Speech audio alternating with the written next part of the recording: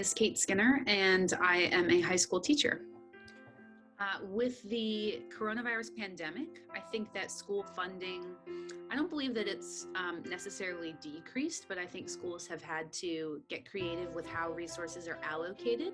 So I think we've seen a greater push for schools to make sure that areas of their community, such as technology and community engagement, receive the funding that they need to make sure that students and families are supported.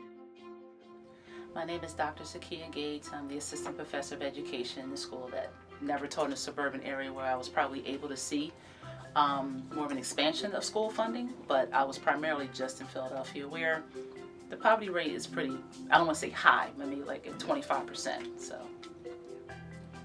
if you start from the larger districts and then work your way down.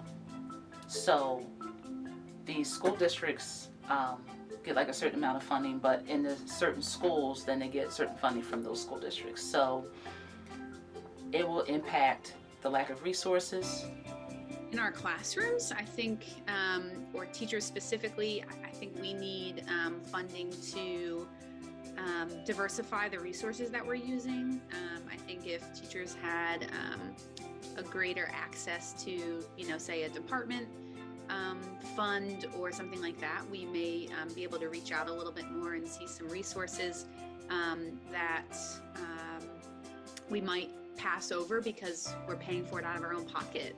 And that's not because teachers don't want to provide their students with that, but in this climate, in this economical environment, if teachers had access to some kind of auxiliary funds, then we may be able to get a little bit more creative in the classroom and allow our students to engage in content in different ways. Each state has a certain type of funding formula that they actually use.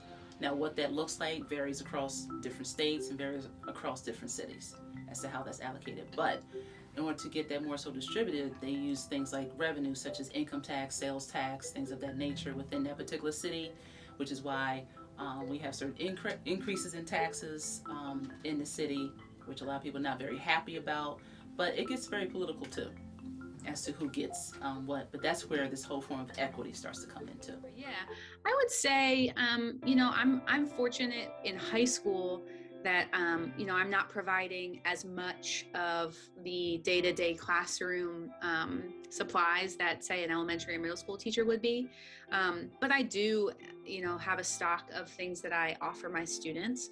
I would say probably a couple $100s a year is what, I kind of allocate and kind of have as backup. I have some subscriptions to online tools and open educational resources that I will often use as supplemental reading resources, but my district does an incredible job of providing a lot for teachers and students. So I wouldn't say that I am in any way, shape, or form lacking, but there are certain things that I choose to kind of have in my toolkit, so to say, that I do pay out of pocket. And I think personally that's appropriate because I do have what I need here. But certainly there are things here and there where, you might not want to hit the school stock of pencils again. So some of those little things I supplement. I do. Yeah. According to educationdata.org, states contribute a total of $274.7 billion to K-12 public education, or $6,789 per student. It's going to take the entire community, but especially parents. It really takes the parents to be advocates, and the only way that parents can be advocates is if educators help them to become advocates. So it takes the parents, it takes the educators, it takes other politicians who, in my opinion, should have a more liberal mindset instead of a more conservative mindset, because that's what it's going to take for the betterment of education. We're at a place now in 2022 where education is getting worse instead of better. However, teachers can make it better. So we can always depend on the politicians to help make it better.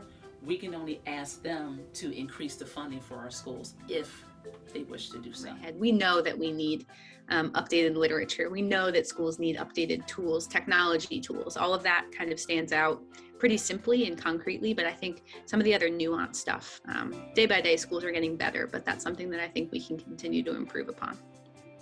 Thank you. Banquet was really nice. All the student teachers came. and